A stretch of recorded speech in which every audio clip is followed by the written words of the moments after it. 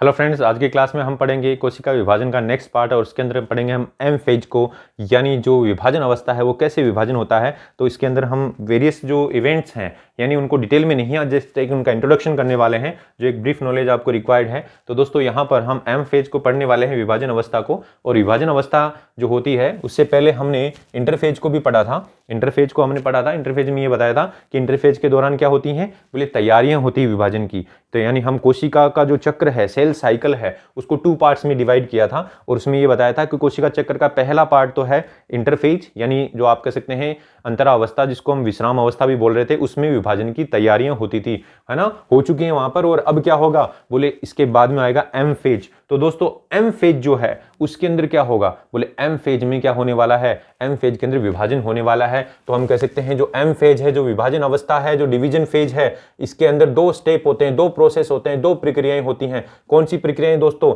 एक तो है कैरियोकाइनेसिस यानी केंद्रक का विभाजन, और दूसरा है साइटोकाइनेसिस यानी कोशिका द्रव्य का विभाजन। दोस्तों कुछ इस तरीके से देखिए, इंटरफेज में तैयारियां हो चुकी हैं, ये कोशिका है, कोशिका के अंदर ये अंदर केंद्रक है, केंद्रक के अंदर क्या है, तैयारियां हो चुकी हैं, कोशिका में ये तैयारियां हो चुकी हैं। और उसके बाद में इसमें केंद्रक का विभाजन चालू हो रहा है। पहली प्रक्रिया होगी केंद्रक का विभाजन यानी कैरियोकाइनेसिस। तो देखो ये केंद्रक है, इसमें आप देखते जाइए बदलाव आते जा रहे हैं, इस तरीके से विभाजन होता जा रहा है। इसको हम आगे की क्लास में डिटेल में पढ़ने वाले हैं, कैसे होगा, ये प्रक्रिया कैसी होती है। तो बोले केंद्रक का ऐसे विभाजन होता जा रहा है और लास्ट में देखो 2 केंद्रक बन गए हैं। और इस 2 केंद्रक बनने के बाद में क्या होने वाला है, बोले कोशिका द्रव्य का, यानी कोशिका भी ऐसे संकीर्णित होगी, यहां से संकीर्णित होगी, सिकुड़ेगी और ऐसे 2 कोशिकाएं बन जाएंगी। तो ये दोनों प्रक्रियाएं कैसे होंगी ये हम आगे की क्लासेस में डिटेल में पढ़ने वाले हैं। लेकिन यहाँ जो कैरियोकाइनेसिस है, यानी जो केंद्रक का जो विभाजन है वास्तव में वो क्या है, तो बोले यहां जो कैरियोकाइनेसिस का मीनिंग ये होता है डिवीजन ऑफ न्यूक्लियस, यानी केंद्रक का विभाजन, यानी केंद्रक का विभाजन होता है, उसको हम कैरियोकाइनेसिस बोल रहे हैं।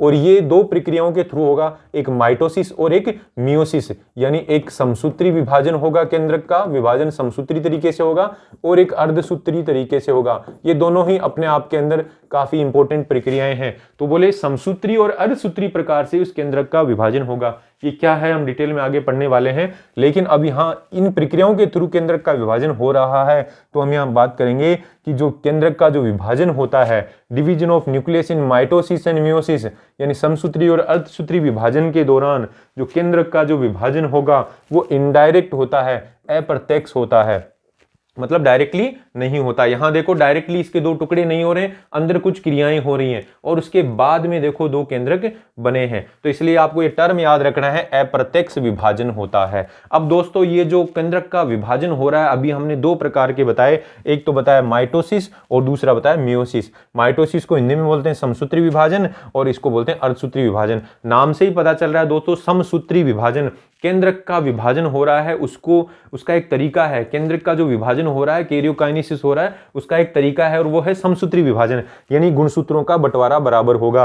यानी बराबर का मतलब जो पुत्री कोशिकाएं बनेंगी उनमें भी गुणसूत्र उतने ही होंगे जितने मातृ कोशिका में हैं, यानी जितने पेरेंट सेल के अंदर हैं उतने ही डॉटर सेल के अंदर गुणसूत्र क्रोमोसोम होंगे। इसलिए दोस्तों इसको समकारी विभाजन भी बोलते हैं, इक्वेशनल डिवीजन भी बोलते हैं। लेकिन अर्धसूत्री विभाजन के दौरान जब केंद्रक का विभाजन होगा तो बोले उसमें उसको हम अर्धसूत्री बोल रहे हैं। अर्धसूत्री क्यों बोल रहे हैं, उसको अंग्रेजी में बोल रहे हैं रिडक्शनल डिवीजन, यानी न्यूनकारी विभाजन। क्यों बोल रहे हैं दोस्तों, बोले इस विभाजन के दौरान क्या होगा, बोले जो गुणसूत्र हैं वो आधे हो जाएंगे, यानी जिन मातृ कोशिका में जितने हैं वो पुत्री कोशिकाओं में जस्ट उसके आधे हो जाते हैं। इसलिए दोस्तों ये 2 प्रक्रियाओं के तहत कैरियोकाइनेसिस होता है, यानी केंद्रक विभाजन होता है। अब यहां हम समसूत्री विभाजन की बात कर रहे हैं, तो बोले समसूत्री विभाजन एकदम से नहीं होता, अलग अलग स्टेप में होता है। और ये 4 स्टेप हैं दोस्तों, आपको ध्यान रखना है। 4 स्टेप हैं, कौन सी, एक पूर्वावस्था जिसको हम प्रोफेज बोलते हैं, दूसरी है मध्यावस्था जिसको हम मेटाफेज बोलते हैं, तीसरी है पश्चावस्था जिसको हम एनाफेज बोलते हैं, एंड लास्ट है अंत्यावस्था यानी टीलोफेज।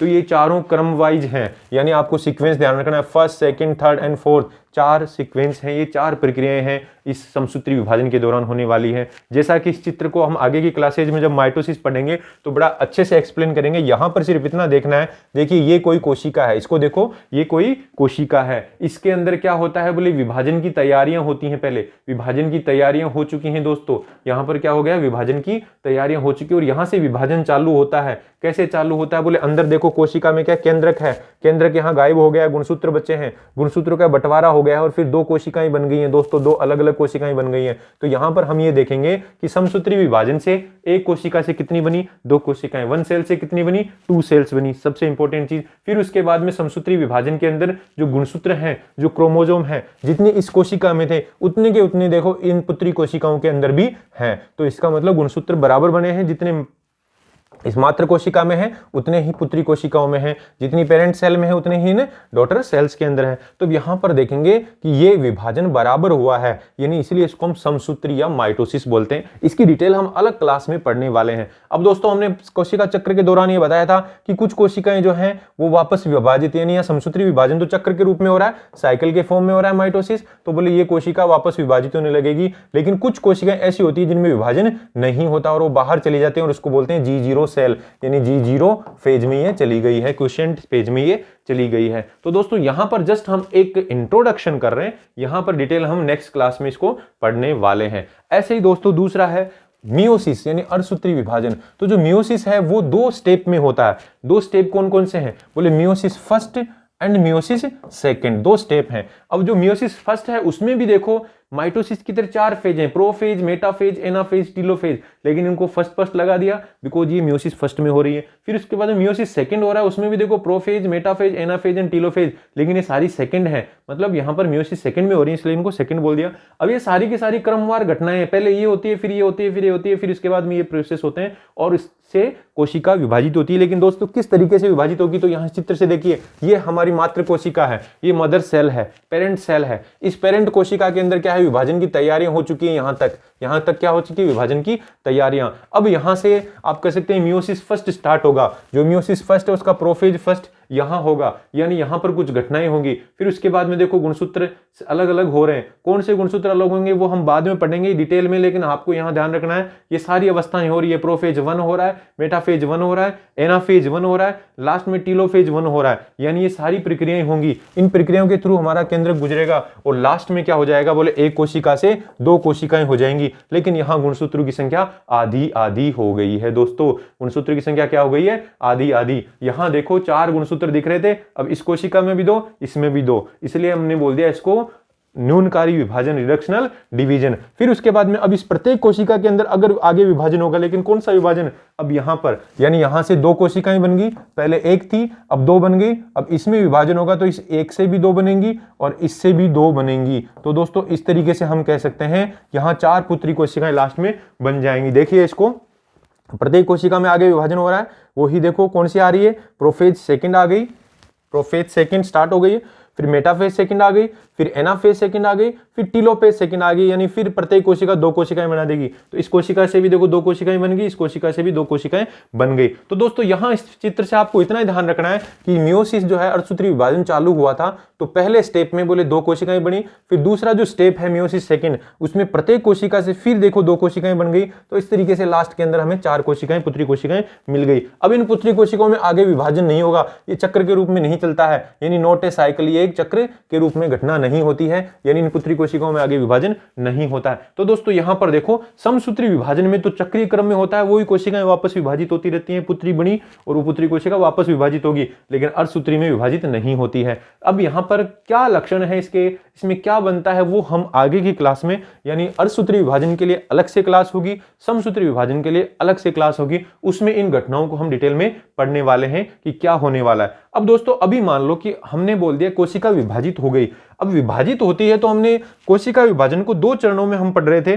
शुरू में हमने बताया था कोशिका विभाजन के 2 चरण हैं, कौन कौन से, कैरियोकाइनेसिस यानी केंद्रक का विभाजन, दूसरा साइटोकाइनेसिस यानी कोशिका द्रव्य का विभाजन। हमने यहां पर देखा कि यहां पर कोशिका केंद्रक का विभाजन हो गया है, 2 केंद्रक बन गए और फिर उसके बाद में कोशिका द्रव्य का विभाजन हो रहा है और फिर 2 कोशिकाएं बन रही है। ऐसे यहां पर देखो पहले केंद्रक का विभाजन होता है, 2 केंद्रक बनते हैं, फिर कोशिका का विभाजन होता है, यानी कोशिका द्रव्य का विभाजन होता है। तो दोस्तों ये कोशिका द्रव्य का विभाजन यानी सेकंड स्टेप, यानी कोशिका जो विभाजन हो रहा है, विभाजन अवस्था 2 चरणों में पढ़ रहे थे, कैरियोकाइनेसिस एंड साइटोकाइनेसिस। कैरियोकाइनेसिस मतलब केंद्रक का विभाजन, साइटोकाइनेसिस मतलब कोशिका द्रव्य का विभाजन। यानी यहां पर देखो पहले उसको मत देखो, यहां देखो कि ये कोई कोशिका है और कौन सी जंतु कोशिका है, इसका विभाजन हो रहा है, इसमें केंद्रक का विभाजन हो चुका है, 2 केंद्रक बन गए हैं, 2 केंद्रक बन चुके हैं। अब कोशिका द्रव्य का विभाजन होगा, तो देखो इसमें कोशिका द्रव्य का विभाजन कैसे हो रहा है, बीच में बोले ऐसे क्लीवेज हो रहा है, खांच बन रही है, जैसे गुब्बारे को हम दबा देते हैं वैसे ही, और फिर इसके बाद में 2 कोशिकाएं अलग हो गई हैं, तो इसको तो बोलते हैं फ्यूरो फॉर्मेशन, खांच निर्माण विधि।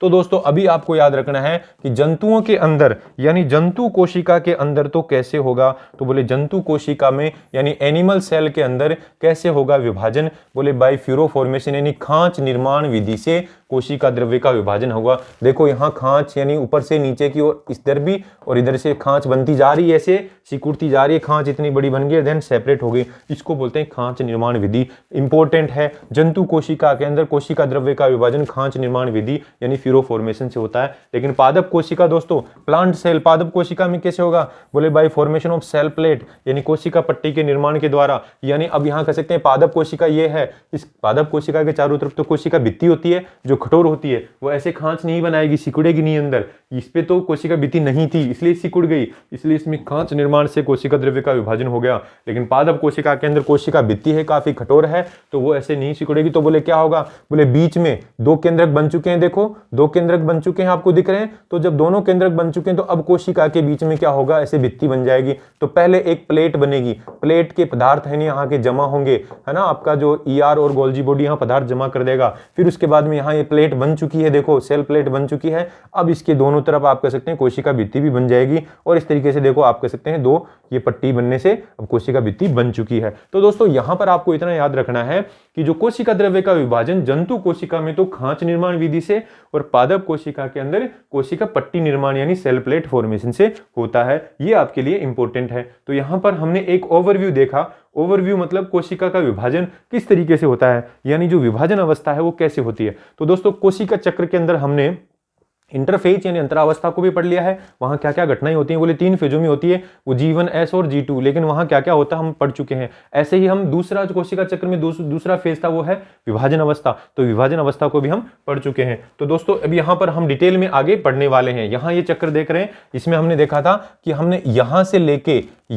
लेके यहां तक इसको क्या बोला था, बोले यहां से लेके यहां तक इसको बोला था इंटरफेज। तो इंटरफेज में G1 पढ़ा, S पढ़ा और G2 पढ़ा, क्या क्या घटनाएं हमने पढ़ लिया। फिर बोले यहां से लेके यहां तक इसको क्या बोला, बोले यहां से लेके यहां तक इसको बोला हमने माइटोटिक फेज यानी M फेज।